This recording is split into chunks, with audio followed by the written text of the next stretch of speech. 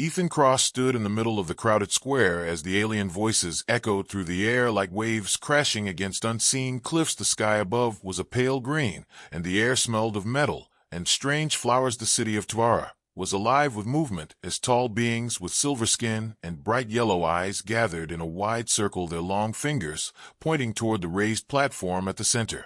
On the platform stood the Elrathi elders. Their robes shimmered in the strange sunlight, and their deep voices rolled over the crowd, each word heavy with meaning. The crowd was silent. Now the only sound was the low hum of the energy barriers that kept the predators away from the city walls. A name was called, and the crowd turned their heads toward the center. Ethan felt his chest tighten as he heard it, his own name. His heart pounded in his ears, the sound almost drowning out the murmurs that followed every alien. I turned to him, some filled with shock, others with confusion. The Elrathi never chose outsiders for important roles. Never in all the years of the colony had they called a human to protect anything of great value.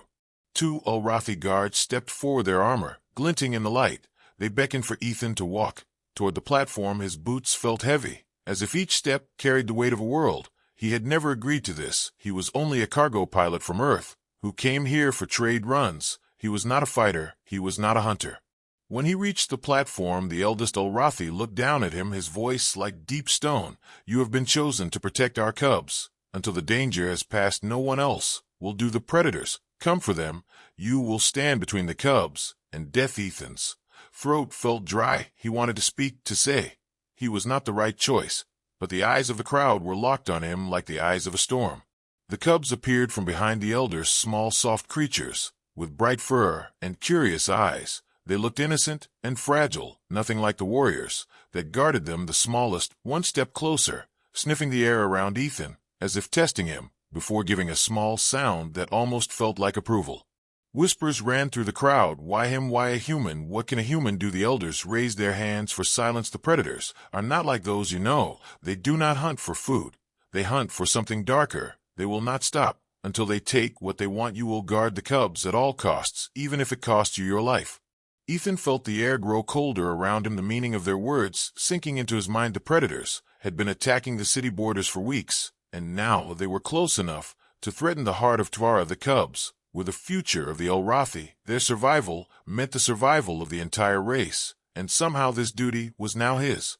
That night, as the twin moons rose over the city, the cubs were moved to a hidden den at the edge of the walls. Ethan followed, carrying only a shock spear given to him by the guards. The den was small, carved into the roots of a giant glowing tree. The air inside was warm and filled with the sound of the cubs breathing. Ethan sat at the entrance, his eyes scanning the dark forest beyond the wall. The forest was unlike any on Earth. Tall black trees twisted toward the sky, their branches like claws. The ground shimmered faintly with strange plants that glowed when touched. The wind carried faint howls that rose and fell like voices calling from far away. Each sound made the cubs shiver in their sleep. Ethan gripped the shock spear tighter. He told himself it was only animals out there, nothing he could not handle. But deep inside, he felt it was something more, something that watched and waited with a mind of its own. The hours passed slowly, each moment stretching into the next, until the moonlight dimmed as clouds slid across the sky. That was when he heard it, a sound like claws scraping stone. The den door trembled, as if something pressed against it from the outside. The cubs woke and began to whimper, their small eyes wide with fear. Ethan rose to his feet, moving closer to the door. The sound came again, louder this time, followed by a deep growl that seemed to vibrate in the air itself. He stepped outside, the cold night air hitting his face. The forest was silent now, too silent. The kind of silence that meant danger was near. His eyes searched the shadows, but there was nothing, no movement, no shape. Then from the darkness 2 points of light appeared, glowing faintly like eyes watching him from a distance. The glow grew brighter, and another set of eyes appeared, then another, until there were 4, 6, 8 staring from between the trees. Ethan felt his pulse quicken. The cubs whimpered behind him, the air thick with fear. One of the glowing eyes blinked slowly, and a low hiss cut through the silence.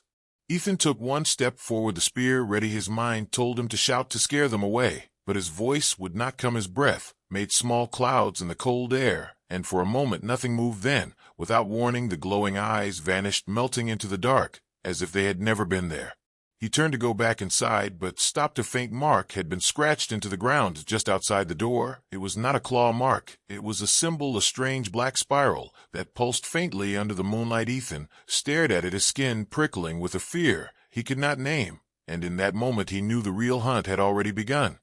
The forest was still when Ethan awoke to the sound of soft breathing that was not his own. The cubs slept in a tight circle, their small bodies glowing faintly from the bioluminescent fur that shimmered under the dim light leaking through the entrance of the den. He had barely slept, his mind too restless from the strange eyes that had watched him the night before. Every shadow seemed alive, every creak of the wood outside felt like the start of something dangerous. He rose slowly, gripping the shock spear, its handle rough and cold in his palm. Stepping to the doorway, he saw the early light of the twin suns just beginning to push through the dense trees. Mist clung to the roots and branches like pale smoke. The air was heavy with the smell of wet earth and something else, something metallic and sharp that made the hair on his arms stand on end. He moved around the den, scanning the trees, his eyes catching small movements, but never shapes. The ground near the strange spiral mark from last night was disturbed, faint claw traces leading away into the forest. He knelt to study them. The impressions were deep and too far apart to be from anything small. The claws had dug into the soil as if the creature had been running fast, but there was no sign of prey or a chase. A sudden rustle in the undergrowth made him spin toward the sound. Spear raised, the bushes shook, and something large burst from them, moving low and fast, its body covered in dull bone plates, its limbs long and jointed. In strange ways it moved, almost like liquid, shifting direction with impossible speed. Ethan had no time to think. It was already leaping toward him, jaws wide, a flash of serrated teeth visible in the dim light.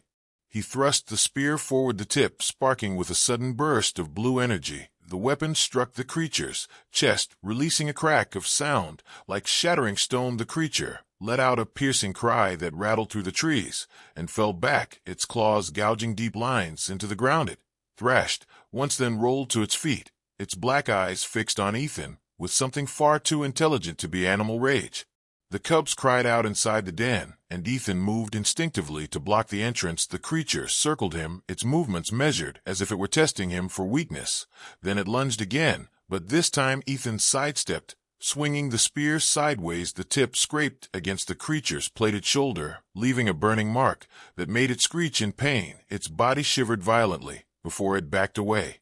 For a moment Ethan thought it might attack again, but instead it retreated into the forest, disappearing between the twisted trunks, its movements fast, but limping slightly from the wound. He had given it the forest, swallowed it whole, leaving only silence and the faint smell of scorched bone in the air. Ethan kept his spear ready, scanning every shadow, waiting for it to return, but nothing moved.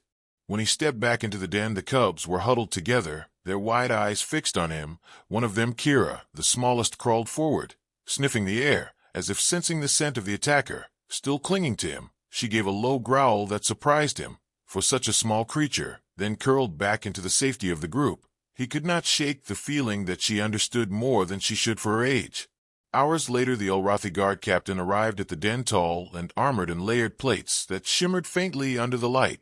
The guard listened silently as Ethan described the attack. When Ethan mentioned the bone armor and the intelligent way the creature moved, the guard's face hardened. It was no ordinary predator. He said it was a stalker, and the shard they carried marked what they wanted. Ethan frowned, asking what shard, but the guard explained that when a stalker chooses a target, it leaves behind an object, a black shard shaped like a jagged tooth.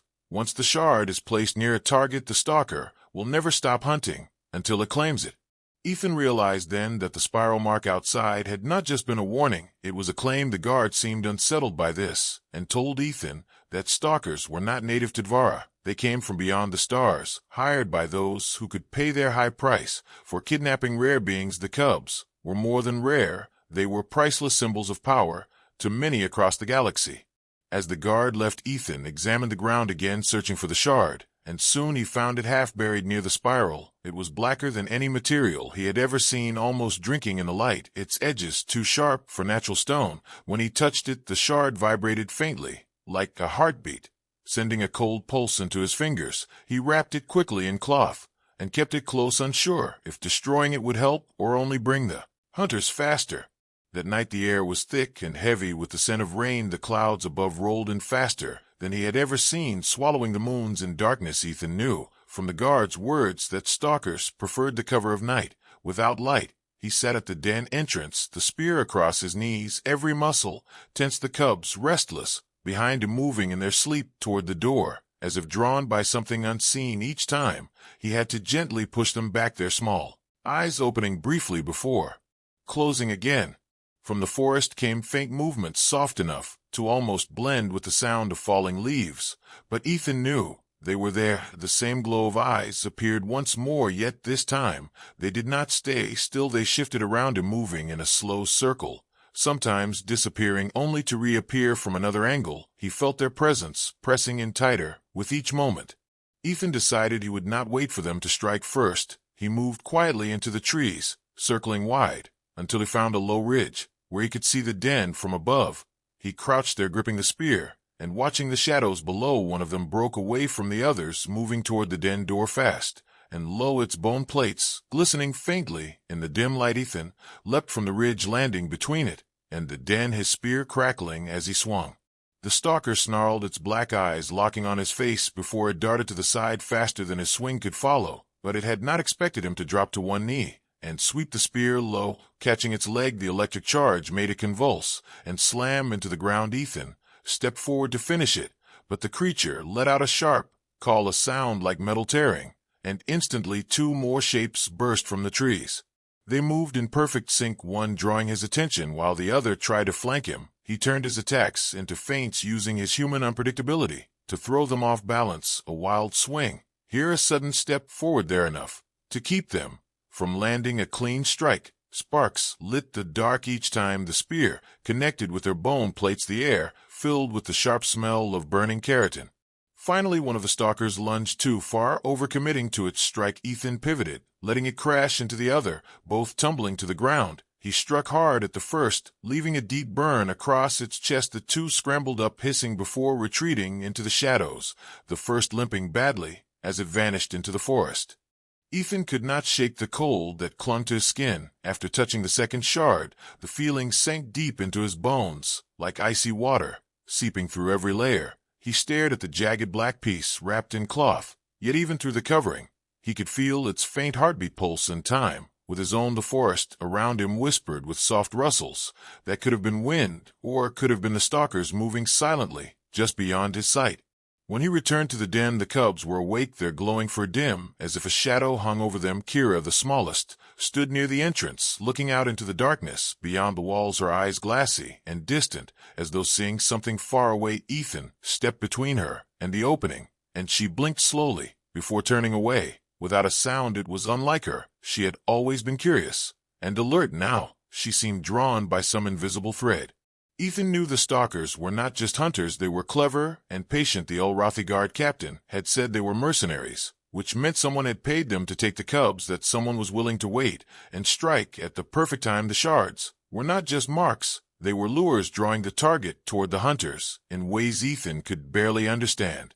He decided he needed to understand the enemy before they made their next move. The forest was too dangerous to explore without a plan, so he used the daylight to build traps from the materials around the den. He found strong vines, sharp stones, and branches from the thorn trees that grew nearby. The thorns were long and hard enough to pierce bone plates if placed correctly. He set pits and trip lines at the most likely paths into the den area. His movements watched closely by Kira, who followed him everywhere, though she rarely spoke or made a sound.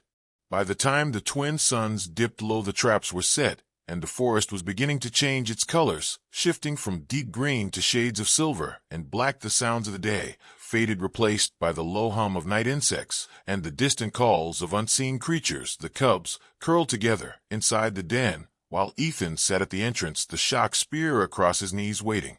The first sign of trouble was not sound, but the way the air changed, a faint pressure building in his ears, as if the forest itself were holding its breath. Then came the eyes again, appearing in the darkness between the trees. Not one pair, not two, but many, their faint glow shifting as they moved in slow arcs around the den, never coming too close. The stalkers were testing him again. Ethan stayed still, watching their movements, trying to see a pattern. They never stepped into the traps, but they moved as if mapping the area, learning where it was safe. And where it was not, one of them would disappear only to appear again from another side. They were feeling for weakness in his defense. And in him, he realized this was not just a hunt, it was a game to them, and he was the piece they were trying to move into position. Kira's low growl from inside the den broke his focus. He turned to see her standing again near the entrance, her eyes on the forest, her body tense. Ethan called her back, but she hesitated, then took one step toward the outside. His hand shot out to stop her, and in that instant he felt a faint vibration in her small frame, as if the same cold pulse from the shard was running through her veins. She looked up at him with an expression he could not read, before retreating into the den. His stomach twisted with the thought that the shards might already be influencing the cubs. If the stalkers could lure them out, it would make the hunt far easier for them. Ethan decided he could not let the shards remain anywhere near the den. He took both pieces far into the forest, climbing a narrow ridge until the trees opened to a shallow ravine. There, he buried them deep under rocks and soil, hoping that distance would weaken their pull. As he made his way back, he kept a spear ready. The forest seemed too quiet again, the kind of silence that felt like a trap. Halfway to the den, he heard a sound like a whisper carried on the wind. It was not in a language he knew, but it made the hair on the back of his neck rise. He turned slowly, scanning the trees. Nothing moved, yet he could feel eyes on him. Then a branch above shifted, and something dropped from the canopy. It was smaller than the stalker he had fought before. Its bone plates dull and cracked as if it had been injured or sick. It hit the ground hard and crawled toward him, its limbs shaking. Ethan stepped back, ready to strike, but then it spoke in a rasping, broken voice. They hunt all they take, all they never stop. Its head lifted, and black eyes met his. You have been marked. You cannot run. You cannot hide. Ethan lowered his spear slightly. The creature's voice was weak, yet filled with fear, not for itself, but for something else. It told him it was not one of them, not anymore. It had escaped long ago, but the shards were part of their game. Once placed, they drew the hunters again and again, until either the target was taken or destroyed. It coughed a wet sound, and Ethan saw dark fluid on the ground. The creature was dying. Before he could ask more, it shoved a small object toward him, a strip of woven metal threads that glowed faintly. It said, "This hides you from their eyes for a time, but not for long. Use it when they come in numbers." Then it shuddered once and went still. The forest took on its silence again, and Ethan knew the stalkers had allowed this meeting to happen. They wanted him to know they were watching, that every move he made was within their game. When he returned to the den, the cubs were restless, pacing in small circles, as if sensing his absence. The strip of woven metal felt warm in his hand. He tied it around his wrist, unsure if it would truly help, but willing to try anything now. He could feel the night pressing closer outside. The forest's glow dimming as thick clouds swallowed the moons. Early, the kind of darkness the stalkers thrived in. Ethan moved to the traps, checking each one, making sure they were ready. The glow of eyes returned, this time closer, some circling wide, others holding their ground. He could almost feel their focus on him and on the cubs inside the den. The tension in the air was like a string pulled tight, ready to snap. Then one of the traps triggered a sharp sound, followed by a cry, not the sharp screech of a stalker, but something pained and desperate. He rushed to the spot and found a smaller predator caught in the vine snare. Its fur dark and matted, its eyes wide with fear. It thrashed wildly until he cut it free. But instead of fleeing, it stayed, low, whimpering. It was not a stalker, but it carried deep claw wounds across its side, fresh and bleeding. Ethan realized the stalkers were driving other creatures toward him to exhaust his defenses and test his willingness to kill everything that came too close. The predator limped into the shadows, leaving drops of dark blood on the ground. Ethan followed for a few steps before stopping, knowing it could be a lure to draw him out into open ground. The game was getting more complex, each move pushing him closer to a mistake he could not afford to make. As he stood there, he heard it again, the whispering voice in the wind, and this time he thought he could hear words meant for him. Bring them out, bring them now. He tightened his grip on the spear and turned back toward the den. The cubs safe for the moment, but the game far from over. The stalkers were patient, and they had all the time in the world. The night faded slowly into pale green dawn, and Ethan sat with his back against the glowing tree roots, the spear resting on his knees, his eyes heavy, but unwilling to close. The whispers in the wind had haunted him for hours. Sometimes they were faint, almost like his own thoughts, sometimes sharper, almost calling his name. Each time He felt them. The cubs stirred and shifted, as if sensing the same pull. Kira had been the most restless, her eyes often fixed on the dark forest, as though something out there spoke only to her. Ethan knew the stalkers were patient hunters, but patience alone did not explain their precision. They knew when to approach, when to vanish, and even when to send smaller predators to distract him, as if they already understood his defenses before they ever touched them. The thought led him to one possibility he had avoided until now. Someone inside the Ulrathi city might be telling them exactly what they needed to know. As the suns began to rise, he decided to take the cubs back to the safer inner sector, at least for the morning. He gathered them into a covered carrier made from thick fabric woven with metal threads to block scent and energy signals, the same material used in guard armor. The walk back was slow, the forest around the den feeling heavier with each step, and though the eyes had vanished, he knew they were still watching from somewhere beyond his sight. When they reached the inner walls, the Ulrathi guards at the gate gave him uneasy looks, as though they could see the exhaustion in his movements. He asked to speak to the guard captain, and was led into a narrow stone hall deep inside the wall. The captain listened silently as Ethan described the second shard, the whispers, the strange restlessness in the cubs. But when Ethan suggested there could be a traitor, the captain's expression darkened, and his voice dropped to a low growl. "You are new here. Human, you do not understand our ways. Do not accuse without proof."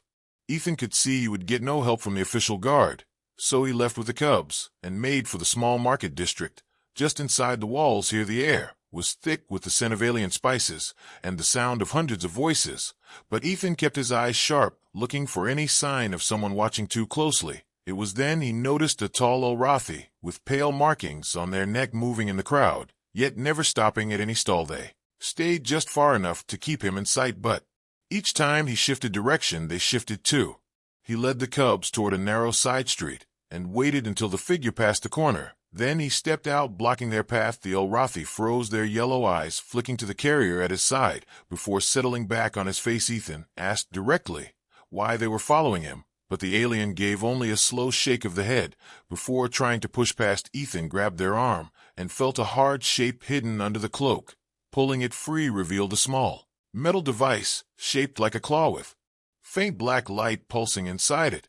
The Ulrathi's eyes widened, and they tried to snatch it back, but Ethan held tight. The pulse of the device felt too familiar, and he realized it was almost the same as the shards, though smaller and more refined. He demanded to know what it was, and the Ulrathi hissed quietly, saying it was a locator for the stalkers, a way to guide them to their prize without the hunters ever needing to search. Ethan's grip tightened, his voice low, asking why, and the answer was cold. "Because the cubs are worth more than you can imagine, worth more than the city, worth more than all of us."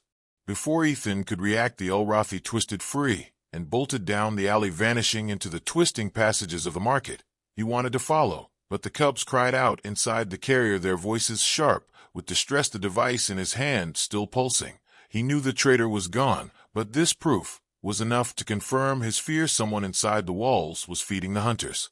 He returned to the den outside the city that night, knowing the stalkers would grow bolder. Now the device still sat in his pack, wrapped in cloth, as far from the cubs as possible. The forest was darker than before, the clouds covering the moons, fully no light to guide him except the faint glow of the plants. And the cubs, Furry sat at the entrance, traps reset, spear in hand. Every sense stretched in the air was thick with the scent of damp leaves and something sharper like burning stone.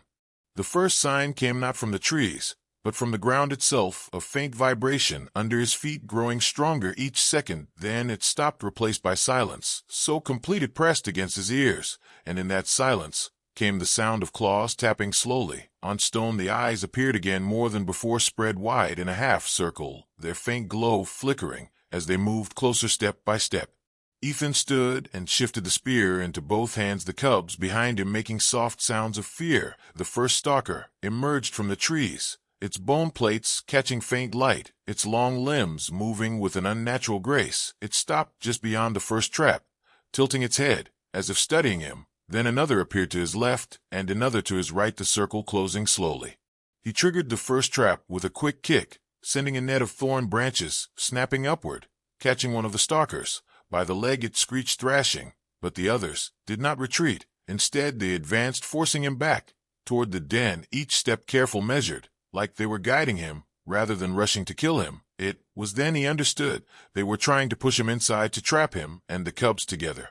He broke left, swinging the spear hard into the side of the nearest stalker, sparks lighting the dark. As it reeled back, the other shifted in response, and he triggered another trap, a pit lined with sharpened stakes. One of them fell, and its cry echoing through the forest. But even then the rest pressed forward, relentless, their black eyes never leaving him. The game was still theirs. Ethan retreated step by step until his back was against a glowing tree. His traps mostly spent, his arms heavy from the fight.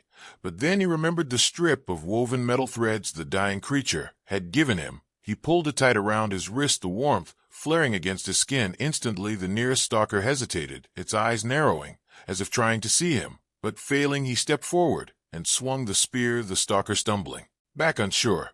It gave him just enough space to grab the cub carrier and move along the side path toward the ridge. The stalkers followed, but their movements less certain, as if his presence was blurred in their sight. Still they came, the sound of their claws on stone chasing him through the forest, until he reached the high ridge above the ravine.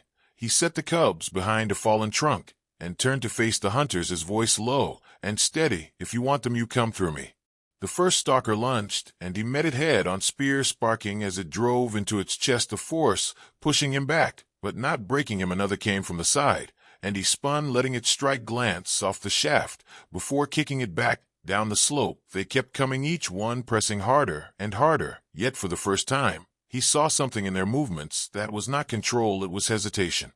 The night on Varelia was unlike any night on Earth, because the moon shone so bright that even the deepest shadows seemed alive, and every sound felt sharper in the still air, as though the darkness was listening. James sat near the entrance of the shelter, with the cubs sleeping close to him, their small breaths warm against his side, while his eyes scanned the far edges of the forest for movement. There was no fire, because fire meant light, and light meant being seen, and right now being seen meant danger.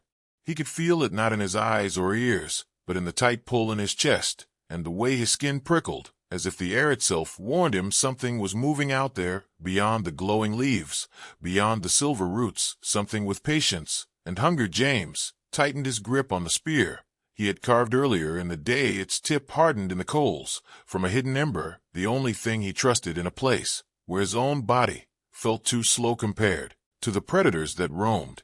A faint rustle came from the left, but it stopped as soon as his head turned. The cubs twitched in their sleep, ears flicking as though they too sensed the sound. James breathed slowly, counting each inhale, not to calm himself, but to measure the silence. And then it came again, not a rustle this time, but a soft scrape like claws sliding over stone, far too deliberate to be the wind.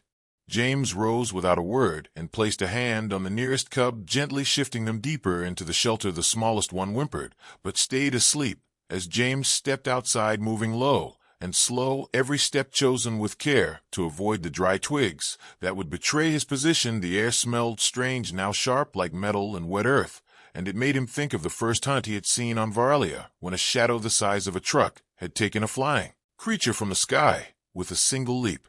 He reached the edge of the clearing where the forest began, and crouched there, letting his eyes adjust to the shifting light. The glowing plants swayed, even though there was no wind, and James realized with a cold twist in his stomach that it was not the plants swaying, but something brushing past them, something tall and silent, and moving toward the shelter. Without warning, the figure stepped into partial light, revealing a predator unlike any James had seen before. It had a long, narrow head lined with ridges that pulsed faintly like veins, its body lean, yet coiled with power, every muscle under its skin ready to strike, and in its eyes there was no fear, only cold purpose. James knew it was not here. By chance it had followed the cubs, sent maybe all day, maybe longer. James gripped his spear tighter, but stayed crouched, watching the creature as it paused, scanning the ground, then tilting its head, as if listening. He remembered the elders saying some hunters here could hear a heartbeat from 100 steps away, and the thought made his own pulse seem too loud, too fast. He shifted slightly to his right, placing himself between the creature and the shelter, his mind already shaping a plan, even though the odds felt like a wall closing in. The predator began to move again, each step noiseless, its claws barely touching the ground, and James waited until it was close enough that he could see the faint shimmer of moisture on its teeth. He threw a small stone into the opposite side of the clearing. The sound made the creature halt, its head snapping toward the noise, and in that moment James lunged, aiming for the side, where the ribs might be softer the spear struck, but the point only grazed, leaving a shallow mark. The creature spun with terrifying speed, knocking James backward with a swipe that burned across his shoulder. He hit the ground hard, but rolled quickly, coming up with the spear still in hand. The predator lowered itself, now fully aware of him, and they circled each other in the moonlight, the glowing plants around them trembling from the tension. James knew he could not win in a straight fight, so he backed toward a cluster of silver roots that twisted high, like walls. The predator followed, its eyes never leaving his. James stepped into the roots, slipping through a narrow gap that his human frame could just manage. The predator lunged after him, but the roots caught its shoulders, forcing it to slow for a heartbeat. And in that heartbeat, James jammed the spear down into the gap, hitting deeper. This time a sharp sound burst from the creature, part pain, part rage. It thrashed, snapping at the roots, splintering pieces away, but James was already pulling back deeper into the tangle. The predator fought free and came after him again, but its movements were slower. Now one leg dragging slightly, James used the winding paths between the roots to keep distance, stabbing when he could, retreating when he must, each pass leaving another cut, until the ground smelled of iron, and the predator's breathing grew ragged. At last it halted, staring at him with something almost like respect. Then it turned, melting back into the forest shadows, its body vanishing among the glowing leaves until there was only silence. James stood there, chest heaving, the spear slick in his grip, every muscle trembling, not from fear now, but from the raw push of survival. He listened for a long time, making sure it was gone before returning to the shelter. Inside, the cubs still slept, though one stirred as he lay down beside them, his shoulder aching, his thoughts heavy with the knowledge that this was only the first night of many, and the predators would not forget. In the distance, far beyond the forest, another sound rose, a low howl that carried across the plains, answered by several others, and James knew the hunt had only just begun.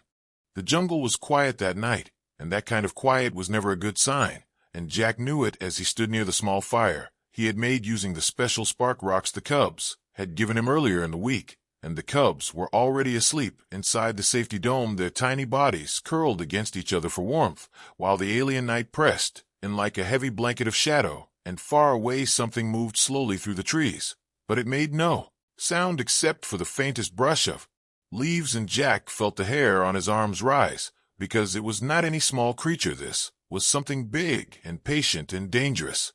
Jack had learned by now that the predators of this world were clever, and many of them liked to test their prey before striking, and the one out there in the darkness was doing exactly that, and he could feel it studying the clearing, watching the fire, and watching him, and the thought of what it wanted made him grip his spear tighter. But even then he knew his spear would not stop it for long, because the jungle cats here had skin like stone and jaws that could break bone in one bite.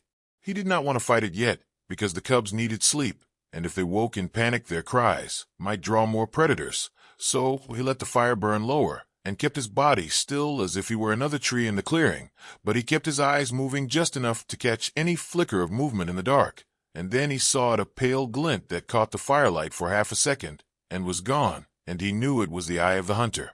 It came closer, but not in a straight line, weaving between trees like liquid shadow, and then he realized there were two glints, not one, and his stomach tightened, because that meant it had a mate, and two jungle cats, working together, could take down anything on this planet, including the big tusked grazers, and even the armored beetle beasts he had once seen tear up an entire grove in minutes. Jack thought fast, and stepped slowly toward the far edge of the clearing, away from the dome where the cubs slept, and he began to hum softly a tune from Earth, something his father used to whistle when they went fishing, and the sound seemed to confuse the hunters for a moment, because he saw the eyes pause in the dark, and he used that moment to reach into his pouch and pull out the flare bead, one of the last he had, and he pressed it between his palms until it clicked, and then he threw it high into the air, and the bead burst into a white light, so bright it cut through the jungle like a sudden sun, and the cats hissed and pulled back their ears flat against their heads. He had bought himself maybe 10 seconds, and in that time he moved fast to grab a thick branch from the pile near the fire and shoved the end into the flames until it caught, and he swung it in wide arcs, sending sparks into the night, and shouting loud enough to wake the cubs inside the dome, and they began to cry, but that was better than them being caught asleep by what lurked outside, and the cats now circled again, but farther out, keeping low, and he could see their tails lashing in frustration. One of the cubs peeked from the dome, its eyes wide and frightened, and Jack shouted for them to stay inside and not move, and he saw the shadow of one cat slip behind the dome, trying to flank him. So he sprinted across the clearing, the torch high in one hand and the spear in the other, and he threw the spear as hard as he could, and it struck the ground in front of the cat, making it halt for just a moment, and that was enough for him to drive the torch close to its face, and the firelight made it snarl and retreat into the undergrowth. But the second cat was faster, and it came from his blind side, knocking him to the ground with its weight, and he felt claws rake across his shoulder, and the pain shot through him like lightning, and he rolled hard to the side, grabbing for the torch, which had fallen but was still burning, and he jammed it upward into the cat's mouth as it lunged again, and the heat made it scream and leap back, thrashing into the trees. And then there was only the sound of the jungle, again with the echo of its cry, fading into the distance. Jack lay there breathing hard, his shoulder burning from the wound, and he heard small footsteps, and then the cubs were around him, their tiny hands trying to help him up, and one of them pressed a cool leaf to his injury, while another brought the water flask, and he could see tears in their eyes, and he knew they understood now the danger was real and constant. They moved together back inside the dome, and he reset the shield wall around it using the crystal keys, and the hum of the protective field filled the air again, and the cubs stayed close to him even after they lay down, once more their small bodies trembling as they finally drifted to sleep, and Jack stayed awake the rest of the night, watching the fire and listening to every rustle outside, because he knew the jungle cats might return, or something worse might come instead.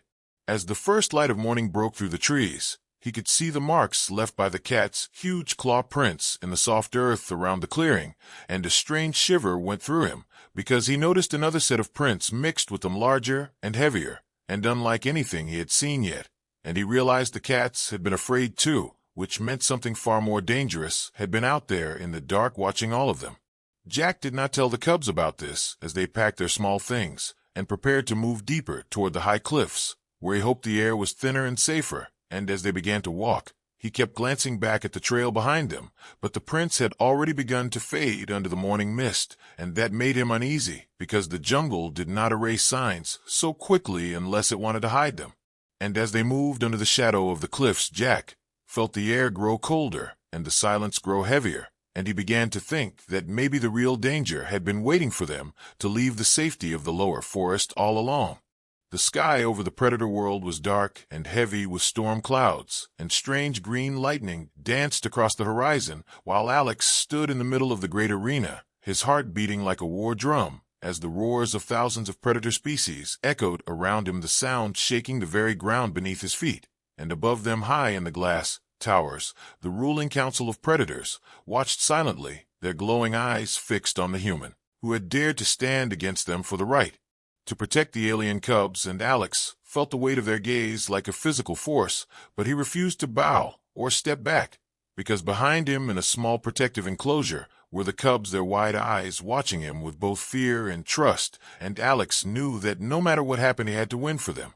The air was tense and still except for the crackle of lightning and the heavy breathing of the predator champion, who stood across from him, a massive beast with black scales, jagged teeth, and claws that scraped the arena floor with a sound like knives against stone, and the crowd chanted its name in a deep rhythm that made the arena shake. But Alex's mind stayed clear and focused as he remembered every lesson, every trick, and every weakness he had learned from watching the predators during his weeks of captivity. He had studied how they moved, how they attacked, and most importantly, how they underestimated anything that was not their own kind.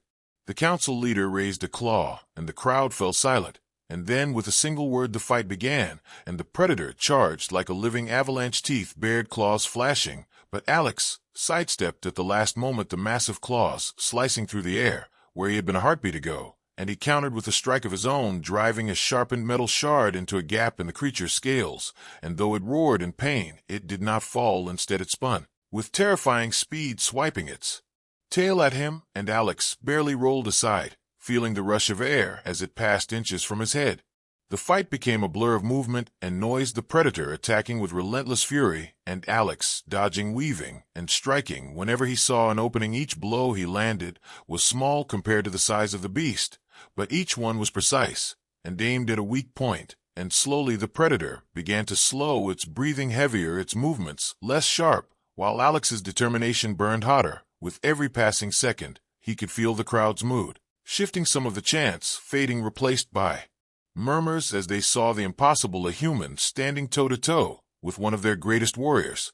The predator roared again and lunged with all its remaining strength, slamming Alex to the ground, the breath driven from his lungs, and the claws poised to end him. In that instant, Alex remembered the cubs, their small faces pressed to the barrier, their eyes filled with fear, and he found one last burst of strength, his hand closing around a shard of broken arena stone, and with a desperate swing, he drove it deep into the predator's exposed neck. The beast roared once more, then collapsed, its massive body hitting the ground with a thunderous impact that shook the arena.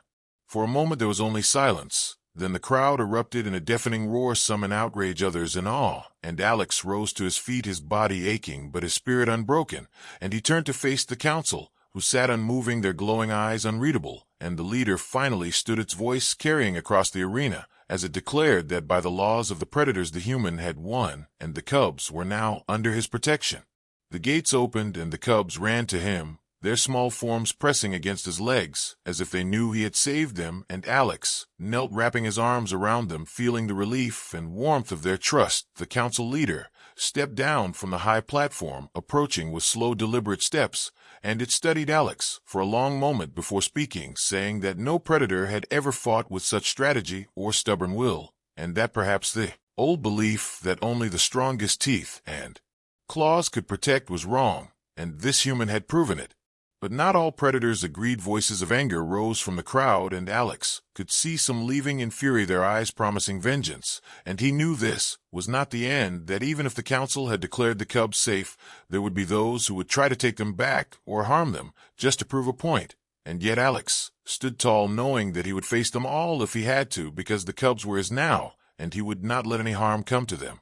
That night, as the storm broke, and the alien sky turned a strange shade of violet, Alex sat by a small fire outside the cubs' shelter. They slept huddled together, safe, for the first time in many nights, and he watched the horizon, where the towers of the predator city glowed in the distance. He knew that his life would never be the same, that he was now part of a world far stranger and more dangerous than anything he had known on Earth, and yet he felt no regret, only a deep, unshakable resolve. He thought about the path that had brought him here, the strange selection ceremony, the endless tests, the dangerous trials, and the bond he had formed with the cubs through every challenge, and he realized that somewhere along the way it had stopped being about just surviving. It had become about protecting them no matter the cost, and in that moment he understood something: the predators never had strength was not only in claws and teeth, it was in loyalty and courage, and in the will to stand between the innocent and the threat. As the first light of dawn began to creep over the alien horizon, Alex rose quietly, checking the perimeter, his eyes scanning for any sign of movement, because he knew the predators, who hated him, would not wait long to strike again, and when they came he would be ready, his mind already working on plans, on traps, on every trick he could use to outthink them. He would turn their own arrogance against them again and again, until they learned once and for all that the human they had once dismissed was now the guardian of what they valued most, and no predator, no matter how fierce, could change that.